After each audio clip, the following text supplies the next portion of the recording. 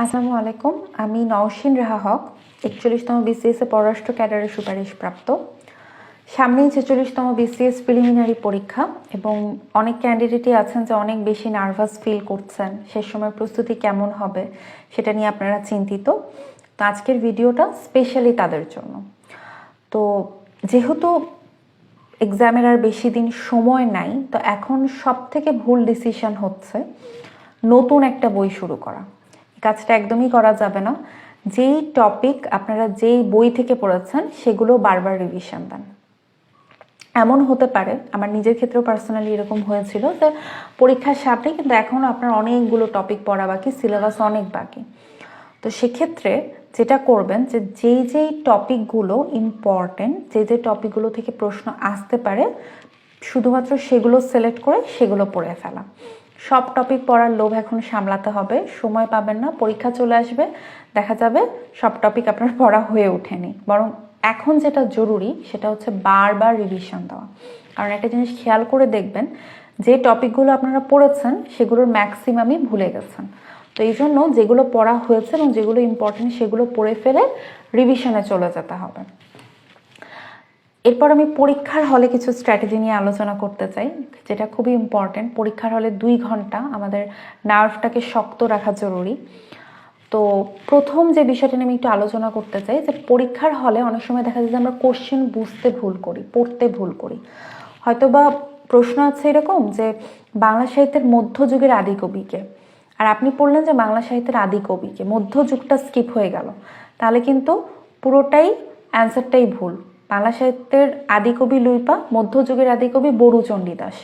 তো আপনাকে মধ্যযুগটা খেয়াল করতে হবে। তো এক্ষেত্রে আমার যে স্ট্র্যাটেজিটা আমি ফলো করেছিলাম বা আমি যে সাজেশনটা দিব, যে একটা কোশ্চেন মিনিমাম 2 বার করে পড়বেন। 2 বার করে পড়ার পর তারপর দাগাবেন। প্রথমবার পড়ে কখনোই কোশ্চেন দাগাবেন না, তাহলে দেখা যাবে যে প্রথমবারে অনেক কিছু স্কিপ হয়ে যেতে পারে, সেটা দ্বিতীয়বারে চোখে পড়বে। তৃতীয় যে ব্যাপারটা নিয়ে আমি কথা বলতে চাই সেটা হচ্ছে যে অনেক সময় এমন হয় যে কিছু পরপর কিছু কোশ্চেন থাকে যেগুলো খুবই হার্ড থাকে এবং সেগুলো আপনি হয়তো বা অ্যান্সার করতে পারছেন না। তো যেমন ধরুন আপনার সেটে বাংলা ফার্স্টে আছে, তো এমন হলো যে বাংলার 5-6টা কোশ্চেন পরপর এমন আসলো যে খুবই হার্ড, আপনি পারছেন না দাগাতে বা আপনার সেই সময় মনে পড়ছে না। তো এক্ষেত্রে দেখা যায় যে প্যানিক করে অনেক মানুষ, যে আমার তো পরীক্ষাটা ভালো হবে না বা আমি ভালো করে পারবো না।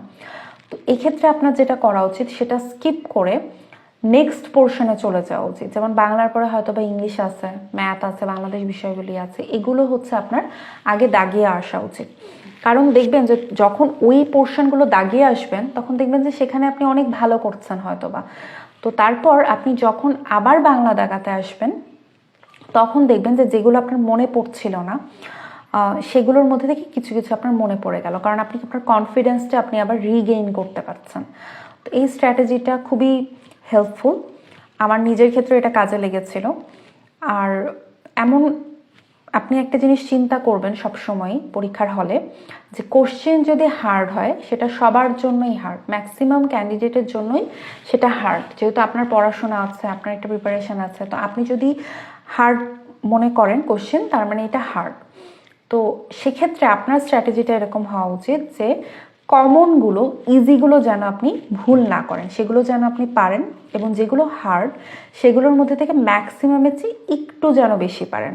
তাহলে দেখা যাবে যে আপনি 10-11 হাজার ক্যান্ডিডেট, অর্থাৎ যারা প্রিলি পাস করবে তাদের মধ্যে আসতে পারবেন। এই লোকটা কখনোই করবেন না যে আপনাকে কম্পিটিশনের প্রথম দিকে থাকতে হবে, 150-160 পেতে হবে, তাহলেই পরীক্ষা খারাপ হবে। টার্গেট ছোট করবেন। লাস্টে ব্যাপারটা নিয়ে আমি আলোচনা করতে চাই যে আমরা কিন্তু সবসময় একটা টার্গেট ফিক্স করি। আমি যেমন টার্গেট ফিক্স করতাম যে যে সাবজেক্টগুলো আমি ভালো পড়ছি সেই সাবজেক্টগুলো আমি বেশি দাগাবো, যেগুলো আমার একটু কম পড়া হচ্ছে সেগুলোতে আমি একটু কম দাগাবো। কিন্তু এমন হতে পারে আনফর্চুনেটলি আমি হয়তো বাংলা খুব ভালো করে পড়েছি, অনেকটা সময় নিয়ে পড়েছি, কিন্তু বাংলা কোশ্চেনটা হলো খুবই টাফ। তো এখন আমি আবেগ থেকে যে আমি বাংলা বেশি করে পড়েছি তার মানে আমাকে বাংলা বেশি দাগাতে হবে, বেশি দাগিয়ে ফেললাম, তাহলে কিন্তু ভুল হয়ে যাবে। বরং আপনার এটা মাথায় রাখতে হবে যে আমি বাংলা বেশি পড়েছি, তার মানে আমি বুঝতে পারছি যে এই টপিকটা হার্ড এসেছে, কোশ্চেন অত বেশি কমন আসেনি, এই এই স্ট্র্যাটেজিটা আপনাকে বুঝতে হবে এবং আপনাকে অ্যাভয়েড করতে হবে যে বাংলা কোশ্চেন আমি যেহেতু হার্ড এসছে আমি এটা অ্যাভয়েড করব এবং যেই টপিকগুলো ইজি আসছে আমি সেগুলো দেখাবো। তো এই জিনিসটা বোঝার জন্য কিন্তু আপনার বেশি পড়া দরকার। সো আবেগ দিয়ে না, স্ট্র্যাটেজিক ওয়েতে আপনাকে আগাতে হবে এবং সেভাবে কাজ করতে হবে। জাকিরস বিসিএস স্পেশালে আমরা কোর্স করাই। আমরা 41তম বিসিএসে যারা বিভিন্ন ক্যাডারের সুপারিশ প্রাপ্ত তারা ক্লাস নেই এবং আমাদের কোর্সটা যথেষ্ট ইফেক্টিভ, এইসব স্ট্র্যাটেজি শেখার জন্য ইফেক্টিভ, পড়া গুছানোর জন্য ইফেক্টিভ। আপনাদের সকলকে সেই কোর্সে আমন্ত্রণ এবং আপনাদের উপকারে আসতে পারলে আমরা সকলেই অনেক বেশি খুশি হব। আসসালামু আলাইকুম।